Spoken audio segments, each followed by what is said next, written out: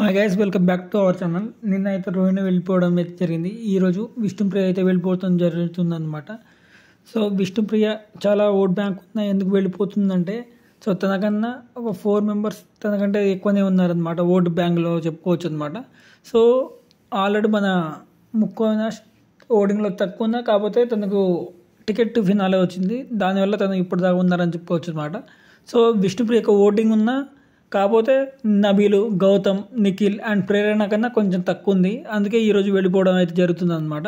So ఈ elimination మీకు fair elimination, unfair elimination కూడా కామెంట్ చేయండి. సో విష్ణుప్రియ ఫ్యాన్స్ జై విష్ణుప్రియ, జై జై విష్ణుప్రియ అని కూడా కామెంట్ చేయండి అనమాట. ఎంతమంది విష్ణుప్రియ ఫ్యాన్స్ ఉన్నారో మాకు కూడా తెలుస్తుంది అనమాట. ఇప్పటి వరకు తను కూడా ఒక విన్నరే నేను అనుకుంటున్నాను. మీరేమనుకుంటున్నారు కామెంట్ చేయండి. తను కూడా బాగానే ఆడింది స్టార్టింగ్లో. దాని తర్వాత లవ్ అఫేర్ అయితే కొంచెం బెడిసి కొట్టినా తను టాప్ 5 అయితే నేను పక్కా ఫస్ట్ అనుకున్నాను, కానీ తను చేసే ప్రయత్నం వల్ల తను వెళ్ళిపోయిందని చెప్పుకోవచ్చు.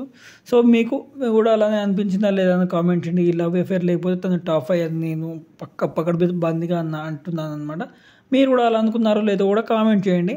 గౌతమ్, నిఖిల్ అండ్ నబిల్, ప్రేరణ వీళ్ళ దాంట్లో ఎవరు కప్ గెలుస్తారో కూడా కామెంట్ చేయండి అనమాట. Signing off Naraj Rathod reviews.